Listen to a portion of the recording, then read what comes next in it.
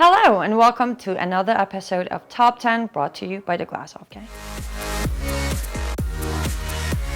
President Obama promised the American people hope and change. We all would like hope, but change? Change to what? Many hoped that the change would be for something better, but sadly, it became much worse. After 8 years in the office, President Obama has left many of us in deep trouble with his radical leftist policies. Obama's change will leave scars on our country for years to come. So today we are going to talk about Obama's top 10 betrayals of the American people. If you're ready, let's get started. On our number 10, the politicizing of the IRS and other agencies. US government agencies like the IRS should not be political.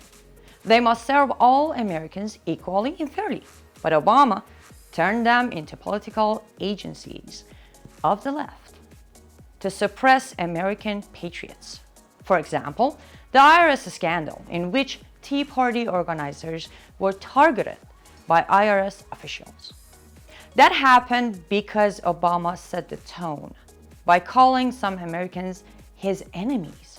Obama even went so far as to repeatedly use an insulting absence slur to mock Tea Party members. Americans should not be abused by bureaucrats simply because they want a smaller government. Moving on to our number 9, firing of career generals. Obama damaged the top leadership of our military by firing many senior commanders who were not loyal to his leftist agenda. This purge put Obama's favored political opportunists in charge. National security was not only not their top priority, but they sought to weaken American security. One major general said, President Obama's agenda is decimating the morals of the US ranks to the point members no longer feel prepared to fight or have the desire to win. That weakening of leadership led to the tragic death of Ambassador Chris Stevens and 3 other Americans in Benghazi, Libya. It will take years to rebuild our military leadership. On our number 8, criminal commutations. Obama released more prisoners than the past 11 presidents combined. Obama shortened the sentence of over 1,000 federal prison inmates, 342 of whom were serving life sentence. Some are violent offenders. These unprecedented rate of release made a mockery of the legal system that we Americans cherish. A trial by a jury of our peers is guaranteed in our Constitution.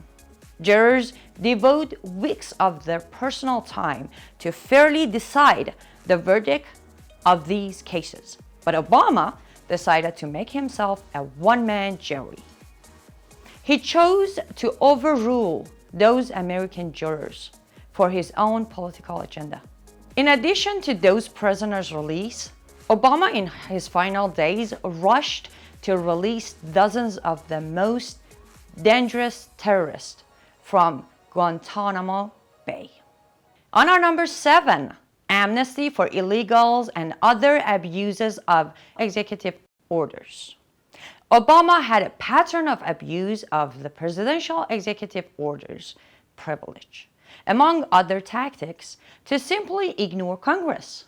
He blocked the Immigration and Customs Enforcement Agency from securing our borders. He allowed millions of unvetted illegal aliens to overflow into America.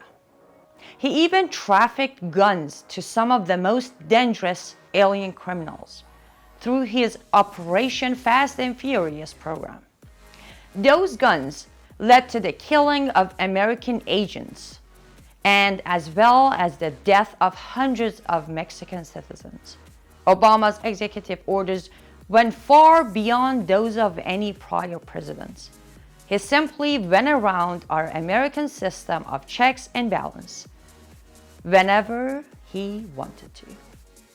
Moving on to our number 6, race relations. Obama was hailed in the media as proof that color would no longer be a division in America. But the media also celebrated his election as historic, simply because he is of mixed race. Obama fueled and aggravated racial tension.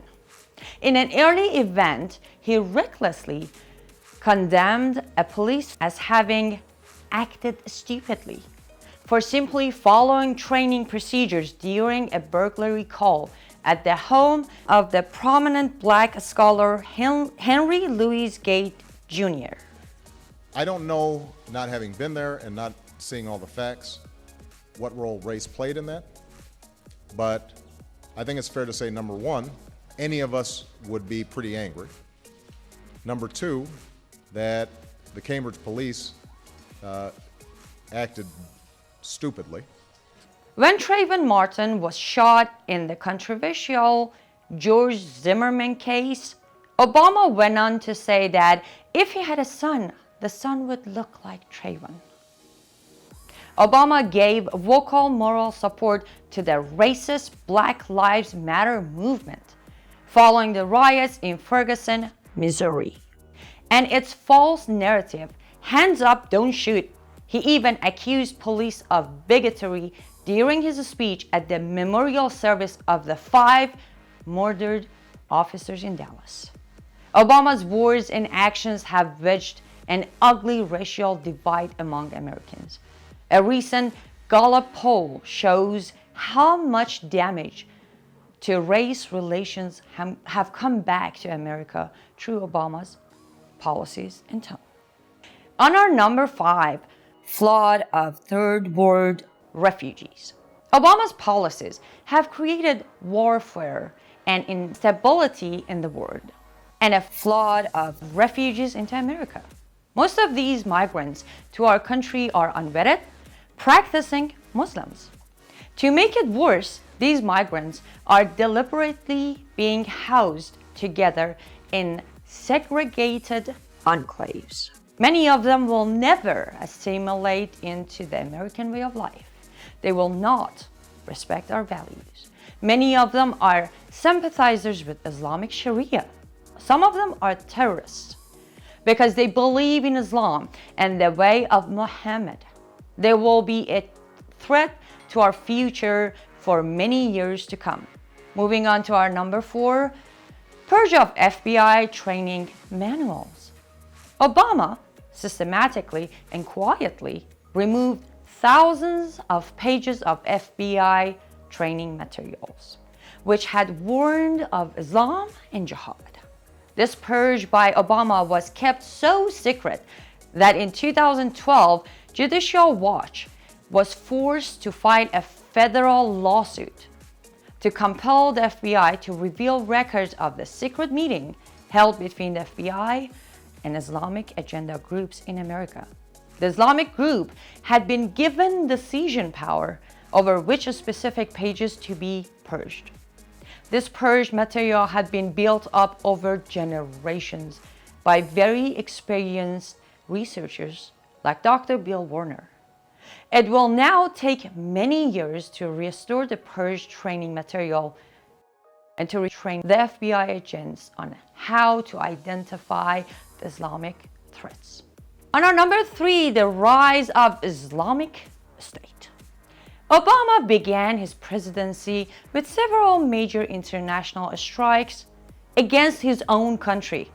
First, he went on an apology tour around the world to blame America for foreign problems. Next, he failed to morally support the people of Iran in 2009 when they rose up against the Islamic regime.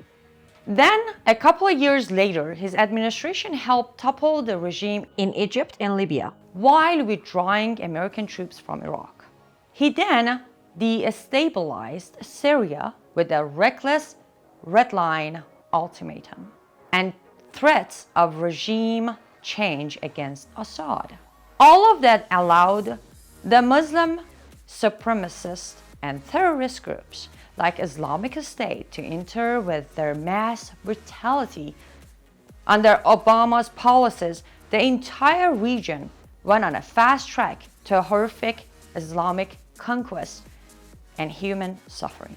Number 2, declining labor participation and weak economic growth. Ever since Obama took office, the number of Americans with jobs began steeply falling. In recent months, it has been at a 40-year low. The final jobs report of Obama's presidency showed that the number of Americans not in the labor force rose by over 18% during his 2 terms. The Bureau of Labor Statistics revealed that as of December, a record 95 million Americans are not working at all. This loss of economic opportunity is a massive betrayal of millions of Americans who want to work but have given up. Obama's collectivist policies put a stranglehold on the economy all through his 8 years. He more than doubled the national debt to $20 trillion during his administration. Economic growth during Obama's presidency has been the slowest decade ever. Americans who lost those working years will never get them back. Many millions of lives have been financially ruined by Obama's betrayal on the economy. On our number 1, Obamacare.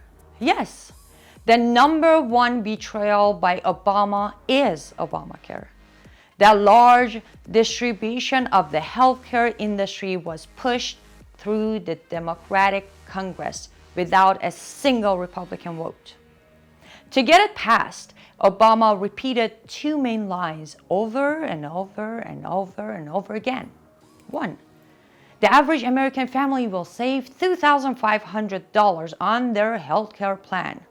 2, You can keep your plan if you are satisfied with it. If you like the plan you have, you can keep it. If you like your plan and you like your doctor, you won't have to do a thing. You keep your plan. If you like your health care plan, you'll be able to keep your health care plan. If you've got health insurance, you can keep it. If you like your health care plan, you will keep your plan. If you've got health insurance, you like your doctor, you like your plan, you can keep your doctor, you can keep your plan. For many millions of Americans, those things were simply not true. And Obama knew it from the start. That was it, folks. That was our top 10 for today. I really hope, as always, you do your own research, you do your own homework, and learn more about people that we either supported at some point or were not willing to stand up against. Thank you so much for watching. Next week, same time, same channel, I'll bring you more top 10.